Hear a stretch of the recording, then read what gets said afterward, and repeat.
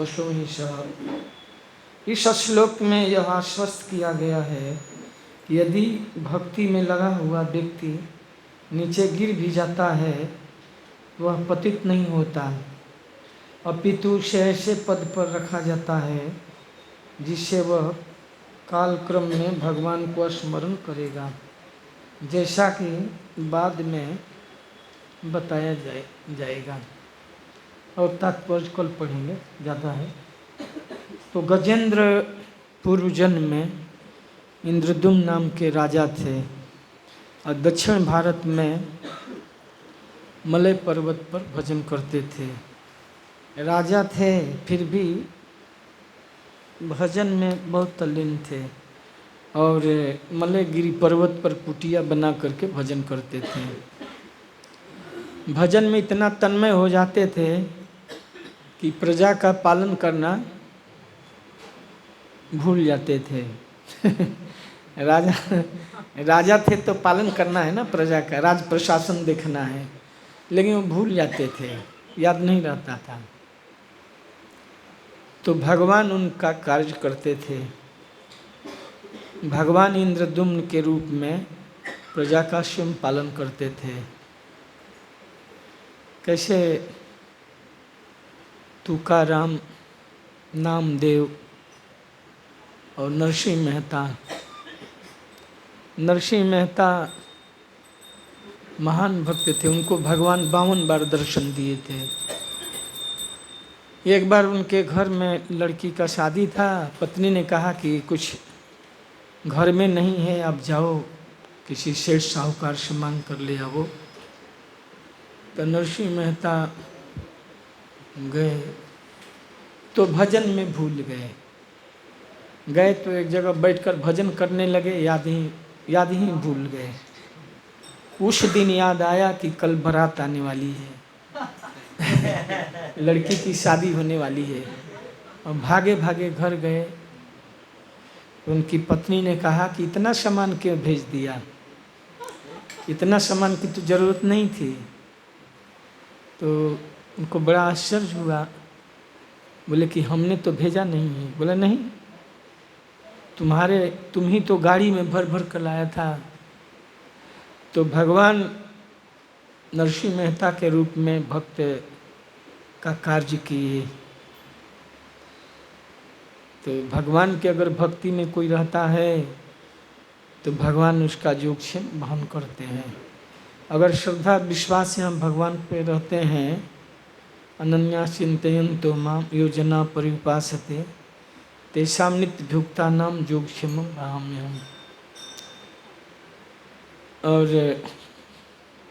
एक बार उनके यहाँ साधु आ गए जूनागढ़ में, गुजरात में जूनागढ़ है। पहले हुंडी लिखा कर जाते थे, रास्ते में कोई पैसा छीन लेगा तो किसी सेठ के यहाँ हुंडी लिखा करके जाते थे।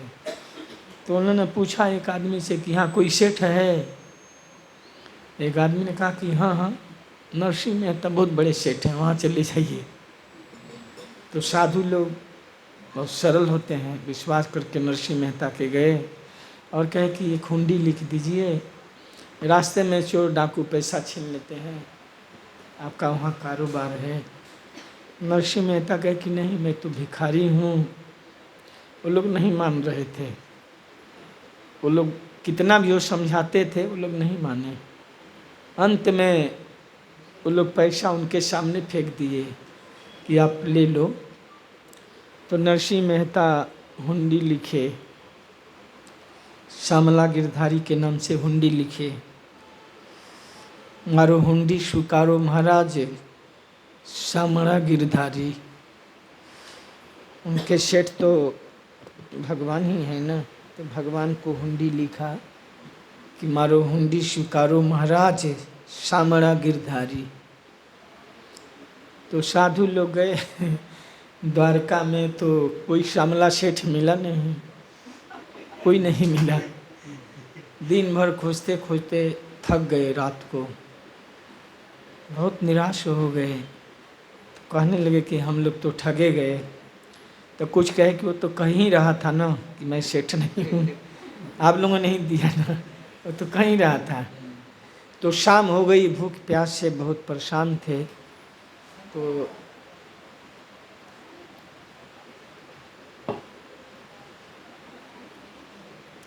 भगवान देखे अपने भक्त की सेवा करने के लिए सांवला सेठ में आ गए। बोले आप लोग बहुत उदास हैं, क्या बात है? लगता है बहुत दूर से आए हैं, बहुत भूखे प्यासे हैं। तो लोग कहे हाँ हम लोग जूनागढ़ से आए हैं और नरसिंह मेहता से हुंडी लिखा कर आए थे, लेकिन यहाँ कोई सांवला सेठ तो है नहीं। तो भगवान कहे कि मैं ही सांवला सेठ हूँ। सब पैसा चुकता कर दिए और इस तरह से अपने भक्त की बात को यथार्थ कर दिए। ऐसे अनेक उदाहरण हैं। भगवान अपने भक्त के लिए गुलाम बन जाते हैं। एक बार तुकाराम, देहू गांव है पूना के बगल में, आप गए हैं ना? देहू गांव है जहाँ तुकाराम भजन करते थे। तो कभी कभी वो जंगल में चले जाते थे भजन करने के लिए। कोई प्रजल्प नहीं करेगा।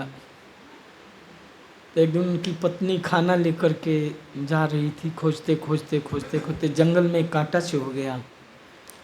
बहुत भारी कांटा पाँव में चुभ गया।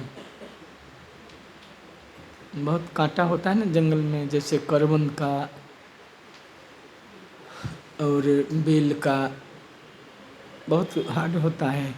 कांटा चुभ गया तो गिर गई। तो अपने भक्त के लिए खाना ले जा रही थी तो भगवान वैद्य बनकर आ गए और कहे कि क्या क्या हुआ है? उसका पैर स्पर्श किए तो ठीक हो गया, एकदम छू मंतर हो गया, बिल्कुल ठीक हो गया, जैसे लगा कि कोई कांटा ही नहीं चुभा है।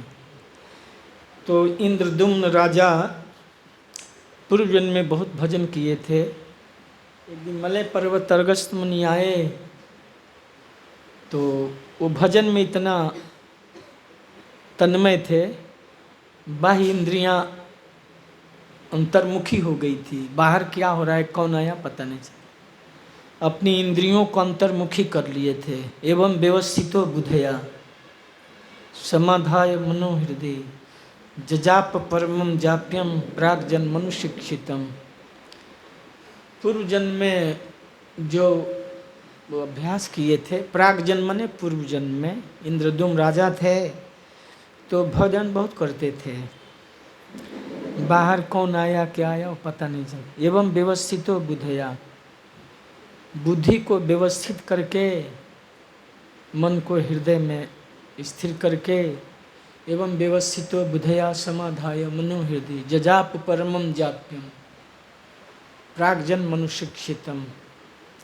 प्राग मने पूर्व जन्म में जो उन्होंने मंत्र सीखा था, तो वो हाथी के योनि में भी अगस्त्य मुनि आए तो उनको शाप दे दिए कि राजा हो और कोई आता है आश्रम में तो स्वागत करना चाहिए, कोई अतिथि आता है तो सेवा करना चाहिए, कोई भी आता है तो कम से कम आसन दीजिए, जलपान कराइए। लेकिन उनको भान ही नहीं हुआ कि कोई आया है। अगस्त्य मुनि को लगा कि झूठे ध्यान कर रहा है, शाप दे दिए कि हाथी बन जाओ, हाथी की तरह तुम अविद्याग्रस्त हो। हाथी को परवाह नहीं होता है। हाथी सरोवर में स्नान करता है, फिर बाहर आता है, फिर धूल डाल लेता है।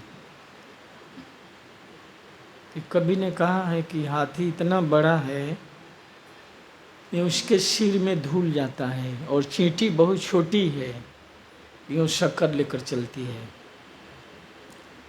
बड़ा होने से क्या होता है? बड़ा हुआ तो क्या हुआ, जैसे पेड़ खजूर और पंछी को छाया नहीं, फल लागे अति दूर।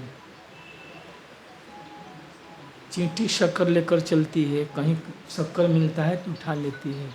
चींटी ले शक्कर चली, हाथी के सिर धूल। लेकिन गजेंद्र हाथी जोनी में जब अगस्त्य मुनि शाप दे दिए कि हाथी बन जाओ, तो त्रिकुट पर्वत पर हाथी बने। बाद में उनको बाह्य चेतना आई तो बहुत प्रार्थना करने लगे कि भूल हो गई, हम नहीं समझे। तो अगस्त मुनि कहे कि ठीक है, तुमको भगवान जो है, भगवान उद्धार करेंगे। और उधर हुहु नामक गंधर्व भी देवल ऋषि के शाप से मगरमच्छ हो गया था। एक बार देवल ऋषि स्नान कर रहे थे तो हुहु नामक गंधर्व पानी में डूब करके अंदर अंदर उनका पाँव खींचता था। से हम लोग भी बचपन में स्नान करते थे ना, कोई दूर से ही टारगेट करके पाँव, तो डर जाते थे हम लोग के पाँव। ऐसे बार बार देवल ऋषि को कर रहा था, पाँव खींच रहा था। तो देवल ऋषि को गुस्सा आ गया और शाप दे दिए कि जाओ मगरमच्छ हो जाओ, मगरमच्छ की तरह पाँव खींचते हो, मगरमच्छ हो जाओ। जब शाप दे दिए तो बहुत रोने लगा, बोला कि मैं तो मजाक कर रहा था, मैं नहीं समझा कि आप इतना गुस्सा हो जाएंगे। कभी कभी मजाक आदमी करता है ना, तो मजाक भी, उसका भी सीमा होता है। तो शाप दे दिए तो बहुत रोने लगा। तो देवल ऋषि कहे कि ठीक है, तुम त्रिकुट पर्वत पर एक बिंदु सरोवर है, वहाँ मगरमच्छ बनोगे। और वहाँ एक अभिशप्त हैं गजेंद्र, इंद्रदुम्न राजा, हाथी बने हैं। बहुत महान राजा थे इंद्रदुम्न, हाथी बन गए हैं। वो पानी पीने आएंगे तो उनका पाँव पकड़ लेना, छोड़ना मत। भक्त का पाँव पकड़ लोगे तो भगवान जरूर उद्धार कर देंगे। भक्त का चरण पकड़ कर रखना, छोड़ना मत। तो हुहु गंधर्व बोला कि हाथी बहुत बलवान होता है, कैसे मैं पकड़ पाऊंगा, हाथी तो बहुत बलवान होता है, मगरमच्छ को छुड़ा सकता है। तो देवल ऋषि कहे कि मैं तुम्हें आशीर्वाद देता हूँ, वो हाथी नहीं छुड़ा पाएगा। तुम्हें आशीर्वाद देता हूँ, तो हाथी जो है नहीं छुड़ा पाएगा, तुम्हारे पास को नहीं छुड़ा पाएगा। और इस तरह से भक्त का बचाव करने के लिए भगवान आएंगे और तुम्हारा उद्धार कर देंगे। तो हुहु नामक गंधर्व मगरमच्छ बना बिंदु सरोवर में। एक दिन गजेंद्र, हाथियों में भी राजा थे, ऐसे भी राजा थे और हाथियों में भी राजा थे। तो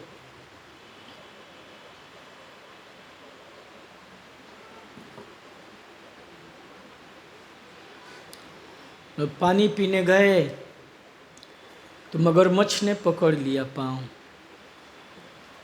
बहुत कोशिश किए लेकिन नहीं छुड़ा पाए। लेकिन देवल ऋषि आशीर्वाद दिए थे। बहुत उनकी पत्नी, बच्चे, सब लोग सूंड में सूंड लगा करके, लेकिन सब प्रयास जो है विफल हो गया। तो अंत में भगवान का उनको स्मरण आ गया।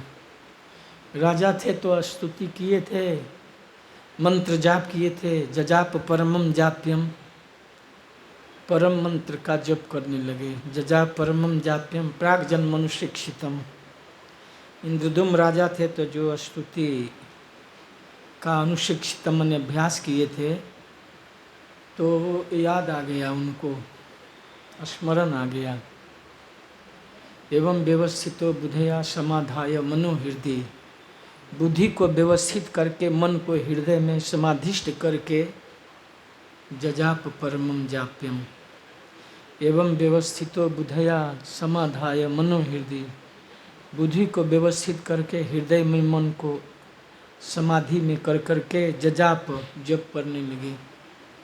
प्राग जन्म अनुशिक्षितम, पूर्व जन्म में जो याद किए थे।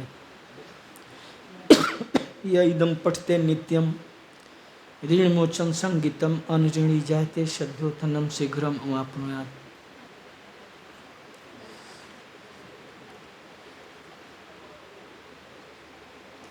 एवं व्यवस्थितो बुद्धया समाधाय मनो हृदय जजाप परमं जाप्यम प्राग्जन्म अनुशिक्षितम।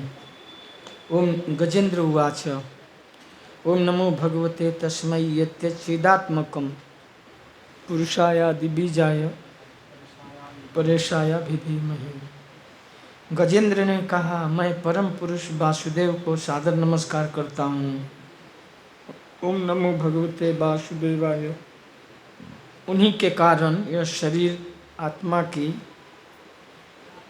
उपस्थिति के कारण, उपस्थिति के फलस्वरूप कर्म करता है। अतएव वे प्रत्येक जीव के मूल कारण हैं। ब्रह्मा तथा शिव जैसे महापुरुषों के लिए पूजनीय हैं और वे प्रत्येक जीव के हृदय में प्रविष्ट हैं। मैं उनका ध्यान करता हूँ।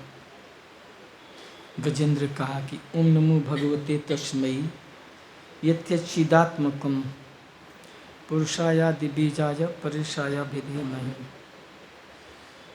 भगवान उन्हीं के कारण शरीर जो है कार्य करता है। प्रत्येक जीव में जो आत्मा है, आत्मा अगर शरीर को छोड़ देता है तो शरीर कार्य नहीं करता, निष्क्रिय हो जाता है। तो भगवान आत्मा और परमात्मा रूप से कार्य करते हैं देह में, इसलिए वो विश्व आत्मा है, समस्त आत्माओं की आत्मा है। आत्मा का भी विस्तार भगवान से होता है। इस श्लोक में यत्यच्चिदात्मकम पद अत्यंत महत्वपूर्ण है। भौतिक शरीर निश्चय ही भौतिक तत्वों से बना है, किंतु जब कृष्ण भावना भावित ज्ञान हो जाता है तो यह शरीर भौतिक न रहकर उपाधि आध्यात्मिक बन जाता है। भौतिक शरीर इंद्रिय भोग के लिए है, भौतिक शरीर इंद्रिय भोग के लिए है, किंतु आध्यात्मिक शरीर भगवान की दिव्य प्रेमा भक्ति में लगा रहता है।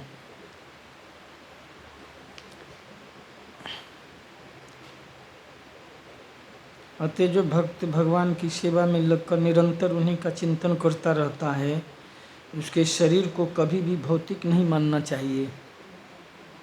जो भगवान की सेवा में है, इहा अस्य हरेर्दासे कर्मणा मनुषा गिरा निखिलास्वपि अवस्थासु जीवन मुक्त स उच्यते। इहा अस्य हरेर्दासे कर्मणा मनुषा गिरा। जो भगवान की सेवा में कर्मणा मनुषा गिरा तो वह इसी जीवन में मुक्त हो जाता है। जीवन मुक्त स उच्यते। हर चीज़ भगवान के सेवा में लगा देता है। Body mind wealth in the service of Krishna. Body mind wealth कर्मणा मनुषा गिरा, भगवान के सेवा में लगा देता है। इसलिए आदेश दिया है, इसलिए आदेश दिया गया है कि गुरुषु नरमति। गुरु को कभी भी भौतिक शरीरधारी या सामान्य मनुष्य नहीं समझना चाहिए। अर्चे विष्णु शिलाधि।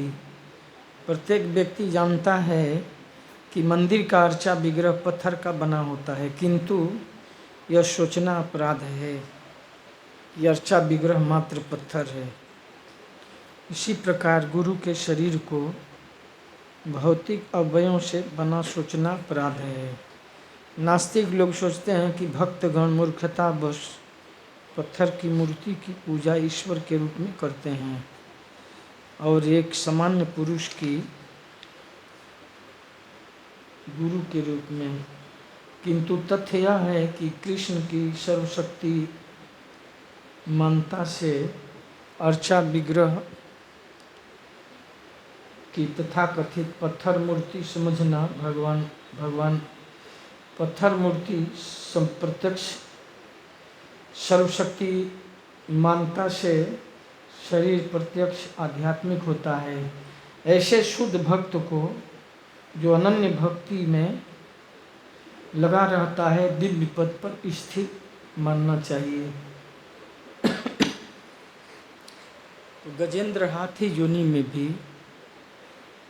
वास्तव में दिव्य पद पर थे। जब पास से, मगरमच्छ के पास से नहीं छुड़ा पाए तो भगवान का याद किए और सरोवर में कमल का पुष्प ले करके भगवान का मंत्र जप करके अर्पण किए। गजेंद्र उवाच यस्मिन्निदं यतश्चेदं येनेदम् इदं स्वयं यस्मात् परस्मात् परस्तं प्रपदे स्वयं भुवम्। भगवान ही वह परम धरातल हैं जिस पर प्रत्येक वस्तु टिकी हुई है। वह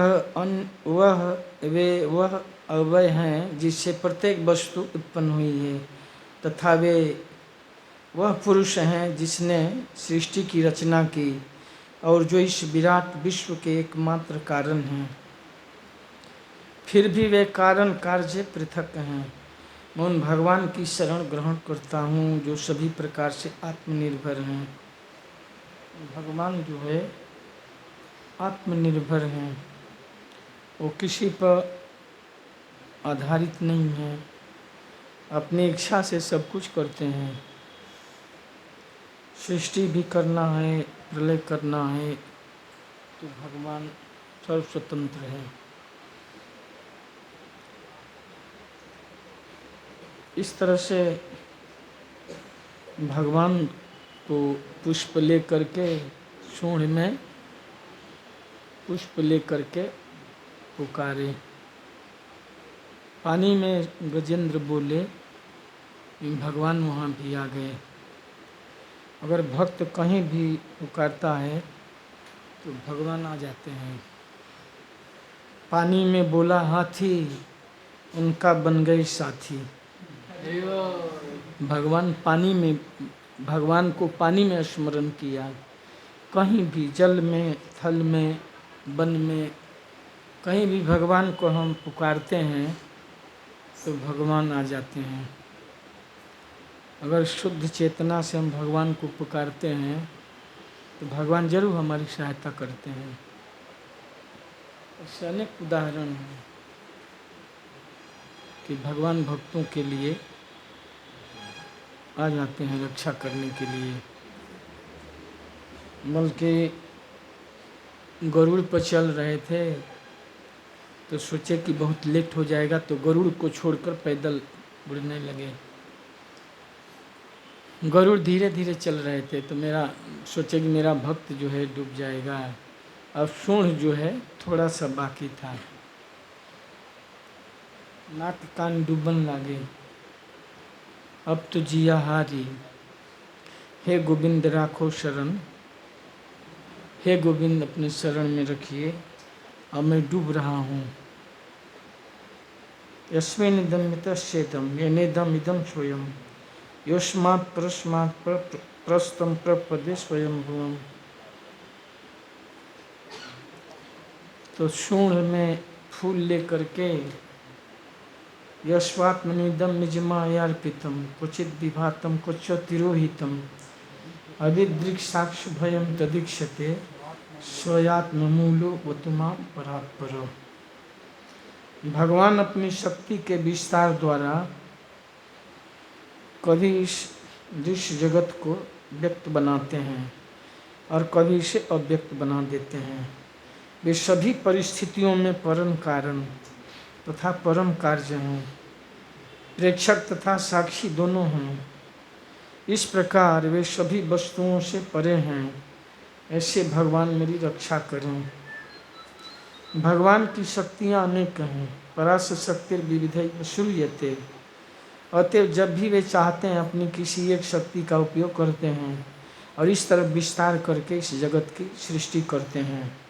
पुनः जब वह दृश्य जगत विनष्ट होता है तो उन्हीं के आश्रय में पलता है।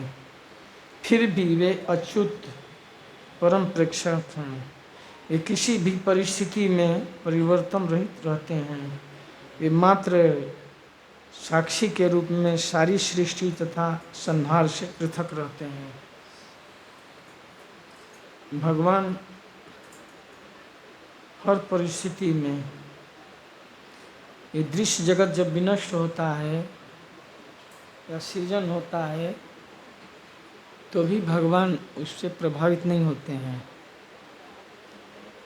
भगवान के लिए कोई कठिन कार्य नहीं है।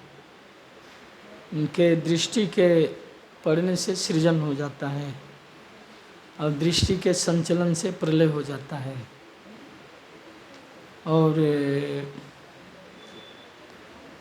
और दृष्टि से ही पालन करते हैं। भगवान दृष्टि से ही काम करते हैं। अंगानि यस्य सकलेन्द्रिय वृत्ति मनति। भगवान के हर अंग दिव्य हैं। जब प्रकृति पर दृष्टि डालते हैं तो सृष्टि में उत्पादन होने लगता है, और कभी देख देते हैं तो प्रलय हो जाता है। कभी दृष्टि से संचलन, ऐसे पलक मारने से प्रलय हो जाता है। भगवान की दृष्टि में सब कुछ है। देखते हैं तो सृजन होता है। जैसे मछली जो है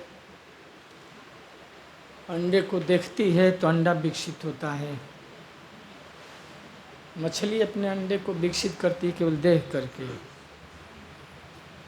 और कछुआ जो है सोच करके सोचता है। कछुआ कहीं भी बाहर अंडा दे देता है तो उसका चिंतन करता है, उसके चिंतन से अंडा विकसित होता है। अब पक्षी जो है पंख से अंडा विकसित करते हैं। पक्षी अंडे पर बैठते हैं, देखते हैं तो अंडा विकसित होता है।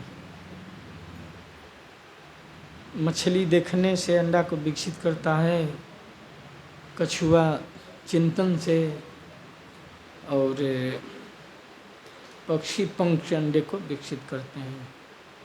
तो भगवान भी केवल दृष्टि से ही सब कुछ करते हैं, हाथ नहीं लगाते हैं।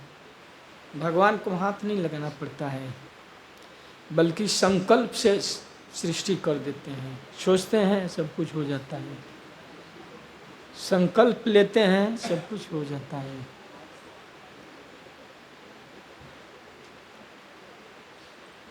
कालेन पंचत्वमितेषु कृष्णसु लोकेषु पालेषु च सर्वहेतुषु तमस्तदासीत् गहनं गंभीरं यस्तस्य पारे विराजते विभु। काल क्रम से जब लोकों तथा उनके निदेशकों एवं पालकों समेत ब्रह्मांड के सारे कार्य कारणों का संहार हो जाता है तो गहन अंधकार हो जाता है।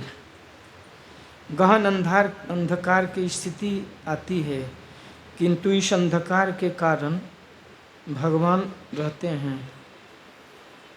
किंतु इस अंधकार के ऊपर भगवान रहते हैं। मैं उनके चरण कमलों की शरण ग्रहण करता हूँ। भगवान उसके ऊपर रहते हैं, प्रकृति के 3 गुणों से ऊपर रहते हैं। सत्वम विशुद्धम, रजोगुण तमोगुण सतोगुण से ऊपर रहते हैं।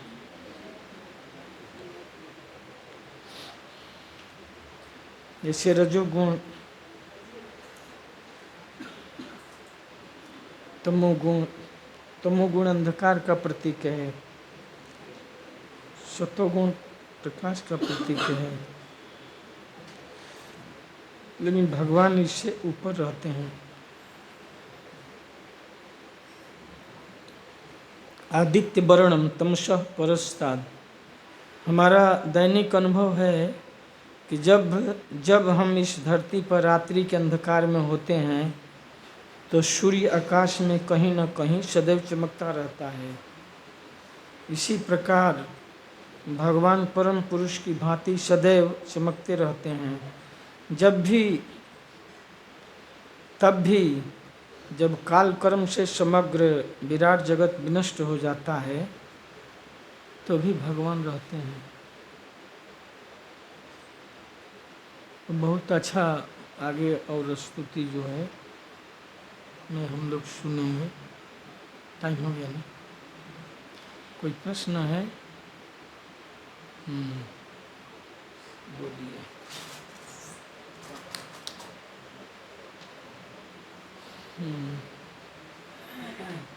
मेरा तबीयत भी थोड़ा ये है, बुखार तो इसलिए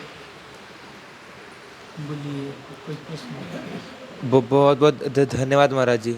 आपने बहुत अच्छा जो जो गजेंद्र के बारे में जो कथा का पान कराया, उसमें बहुत सारी चीज़ें हमको नई प्राप्त हुई, क्योंकि अभी तक हम नहीं सुने थे।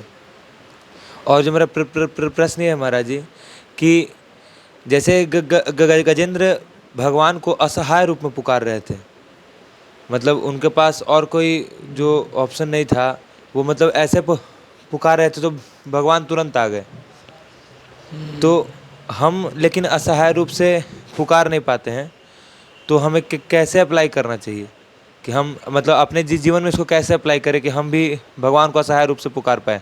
हम भी लेक्चर में सुने हैं कि भगवान को असहाय रूप से पुकारना चाहिए, लेकिन हम असहाय रूप से, मेरा हृदय इतना मैला है कि हम पुकार नहीं पाते हैं, तो कैसे इसको क्या करें? अगर कोई भगवान को पुकारता है गजेंद्र की तरह या द्रौपदी की तरह, द्रौपदी बिल्कुल असहाय थी, कोई रक्षा करने के लिए नहीं आ रहा था। भीष्म जैसन ज्ञानी तनिको बोलत नहीं खींबानी, भीष्म जैसे ज्ञानी भी कुछ नहीं बोल रहे थे। द्रौपदी गई कि आप मेरी रक्षा कीजिए, लेकिन भीष्म भी बड़े ज्ञानी थे, लेकिन कुछ नहीं बोले। अंत में सबके पास गई तो बिल्कुल असहाय, तो भगवान को उसने पुकारी। भरी सभा में द्रौपदी पुकारी, कृष्ण द्वारका नाथ पुकारी, बढ़ गए चीर अपार, चीर अपार बढ़ गया, इतना चीर बढ़ गया कि दुशासन इतना बलवान था, 10,000 हाथी के बल से भी खींच रहा था, लेकिन नहीं खींच पाया, पसीने से तरबतर हो गया। तो समझा कि क्या है ये, साड़ी है कि नारी है। हमारे लोग कहते हैं कि वो दुशासन पसीने से तरबतर हो गया, सोचा कि क्या है, साड़ी है कि नारी है, कि साड़ी बीच नारी है, कि सारी ही की नारी है क्या वास्तव में? भगवान जब वो पुकारी, कोई भगवान को अगर पुकारे तो भगवान जरूर मदद करते हैं। ये हम पुकारते ही नहीं हैं।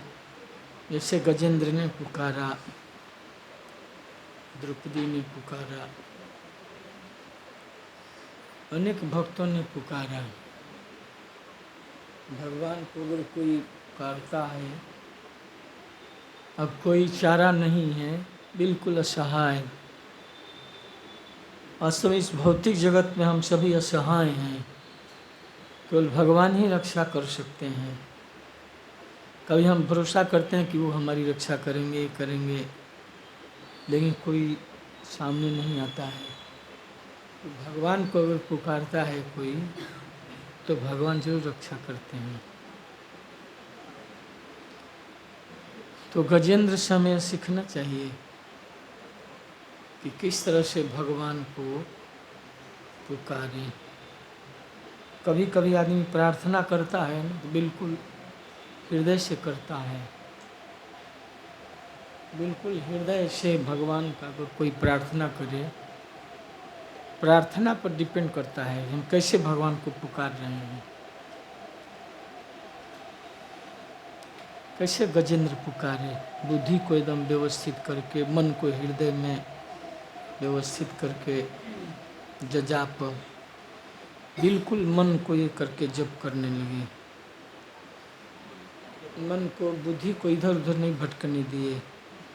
से कोई जप करता है हरे कृष्णा कृष्ण कृष्णा हरे हरे, हरे राम राम राम हरे हरे, अगर हम ऐसे मनोयोग से जप करते हैं तो भगवान जरूर हमारी रक्षा करते हैं, कोई न कोई सहारा हो जाते हैं।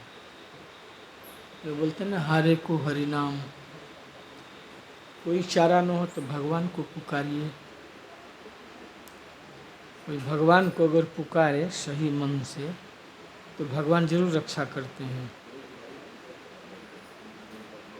मीरा जी ने विष को भोग लगा दिया, उनके ससुर ने विष भेजा था, उसको भोग लगा दिया। मीरा गिरधर नाम पुकारी, अब विष अमृत कर दिया मुरारी। अगर वैसी प्रार्थना हम करते हैं तो भगवान जरूर सुनते हैं। प्रार्थना पर डिपेंड करता है। एक भक्त ने कहा है कि मुझ पर रिझो न है भक्त बत्सल प्रभु, क्या मेरी साधना में कमी रह गई। हमारे तरफ से कमी है साधना में। मुझ पर रिझो न है भक्त बत्सल प्रभु, क्या मेरी साधना में कमी रह गई। हमारे अंदर कमी है। अगर हम सही साधना करते हैं, भगवान को उस भाव से कंस्टेंटली अगर पुकारते हैं, हरे कृष्णा कृष्ण कृष्ण हरे हरे, हरे राम राम राम हरे हरे। अगर मन से मनोयोग से भगवान का जप करते हैं, बुद्धि को मन को इधर उधर नहीं भागने देते हैं, तो प्रार्थना भगवान सुनते हैं। एक बार महाराज कह रहे थे कि राम राम सब कोई कहे। राधा गोविंद महाराज कह रहे थे, ठग ठाकुर ऋषोर, ठग भी चोरी करके रात में चलता है तो सीताराम सीताराम कहता है कि कोई ये ना समझे कि चोर जा रहा है। कोई सोचेगा कि कोई भक्त जा रहे हैं।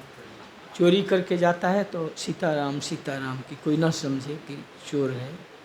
ठग ठाकुर और चोर, ठग भी। लोई बाजार में आप जाएंगे ना तो बहुत बोलते हैं हरे कृष्ण प्रभु, हम भी इस्कॉन से दीक्षित हैं, ऐसे बोलता है।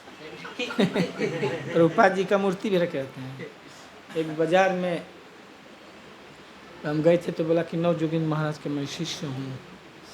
महाराज भी हमारे यहाँ से सब लेते हैं। वो लोग नाम भी याद किए हैं, नवजोगिंद महाराज, गोपाल कृष्ण महाराज, राधा गोविंद महाराज, सब लोग हमारे यहाँ से लेते हैं। तो ठग भी ठगने के लिए, ठग ठाकुर और चोर। और ठाकुर माने भक्त स्मरण करता है तो भगवान का प्रेम से करता है। राम राम सब कोई कहे, ठग ठाकुर और चोर, बिना प्रेम रिझे नहीं। तुलसी नंद किशोर, नंद किशोर भगवान प्रेम से रिश्ते हैं। अगर प्रेम से हम जप करते हैं रिश्ते हैं। अब भगवान को जैसे जप करते समय हम किसी चीज़ का ध्यान करते हैं, उस समय कोई ध्यान नहीं होना चाहिए, केवल सुनना चाहिए। जो हम उच्चारण करते हैं उसको सुनेंगे तो मन इधर उधर नहीं जाएगा। जब जप करते हैं हरे कृष्णा कृष्ण कृष्ण हरे हरे, हरे राम राम राम हरे, उसको सुनेंगे तो मन इधर उधर नहीं जाएगा। ये कभी कभी दो लोग बात करते हैं तो बोलते मन कहीं और चला गया था, क्या बोले। होता है ना, कान वहीं पर है, बात कर रहा है वो आदमी, लेकिन मन कहीं और गया तो लोग बोलते हैं क्या, फिर से बोलिए। तो हम सुनेंगे तो मनोयोग से, तो जप बहुत अच्छा होता है। ऐसे जप करने से भगवान बहुत रिझ जाते हैं, जल्दी रिझते हैं। मुझ पर रिझो न है भक्त बत्सल प्रभु, क्या मेरी साधना में कमी रह गई। हमारे साधना में कमी है, भगवान में कमी नहीं है। तो भगवान प्रार्थना सुनते हैं। जल में थल में पशु पक्षिन की, सबकी सुध लेत है तेरे भुलई हैं। जान को देत अजान को देत, जहान को देते तो को भी दई हैं। रे मन मूर्ख सोच करे के, सोच करे कछु हाथ में नहीं। जल में थल में, जल में भी बड़े बड़े जीव हैं, मगरमच्छ हैं, घड़ियाल हैं, सुस हैं, हेल मछलियाँ हैं, उनको भी भगवान व्यवस्था करते। जंगलों में बड़े बड़े हाथी हैं, क्विंटल का उनका भोजन, उनको भी भगवान पालन करते हैं। जेकर भोजपुरी में कहा, जेकर खर्चा सवा मन के, उपजे सावा शेर, आ ना जाने राम जी लगे यहाँ कौन फेर। जिसका खर्चा सवा मन का है और खेती में सवा शेर उपजा, तो उसका भी भगवान पार लगा देते हैं। हमें प्रार्थना करना है भगवान। हरे कृष्ण, धन्यवाद।